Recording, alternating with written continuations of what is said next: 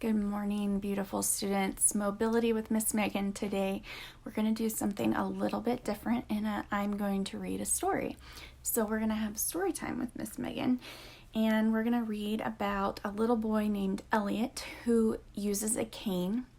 However, today's story is going to focus more on sighted guide, and so I'm going to give you some picture examples before I start reading.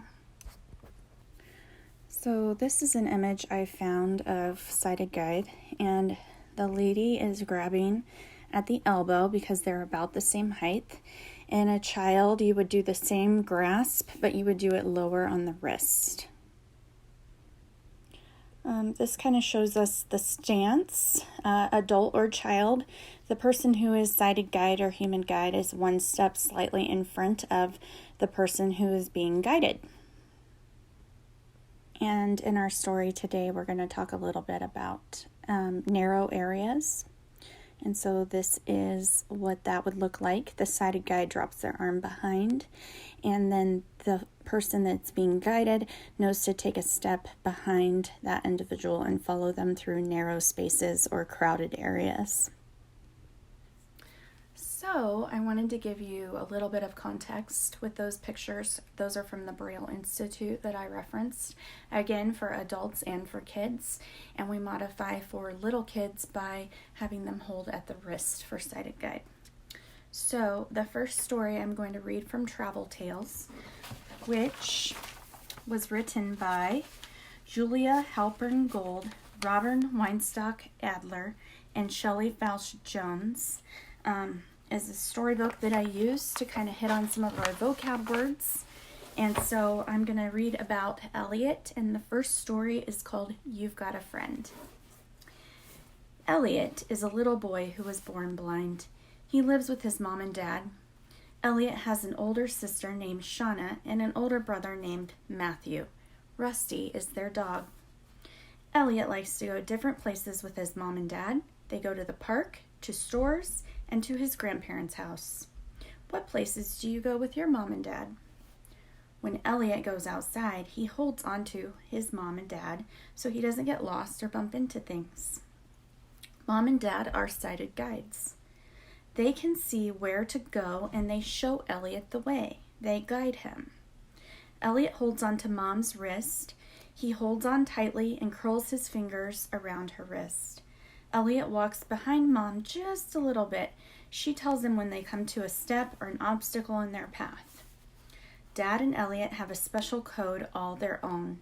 When Dad stops, Elliot stops. Dad doesn't have to say anything. When he turns, Elliot turns. How do you think he knows to turn? Elliot knows because he feels the movement of Dad's body. Sometimes Elliot holds Mom's left wrist and sometimes her right. It doesn't matter which one he holds. When Mom is holding a package in her right hand, Elliot holds her left wrist. Today, Elliot and Mom are off to Aunt Sherry's house. Mom, I can't wait to see Cousin Stacy, Elliot says. Maybe the two of you can go to the park today, Mom said. When they get to Aunt Sherry's house, Stacy and Elliot go to the park. They have fun walking together. Stacy is the sighted guide. Elliot holds her arm just above the elbow.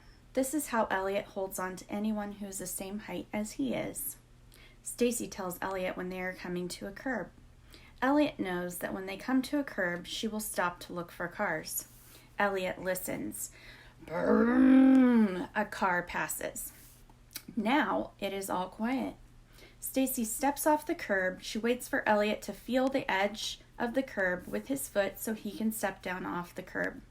Together, they walk quickly across the street. Stacy steps up the curb and Elliot follows. Do you think Elliot knows when Stacy steps up or down a curb? How does he know? He feels Stacy's arm move up or down. That is part of the special code. Of course, it is helpful if the sighted guide tells you that the curb or step is in front of you.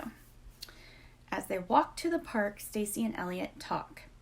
Elliot, smell the pretty flowers in Mrs. Smith's garden. There are red tulips and white daisies.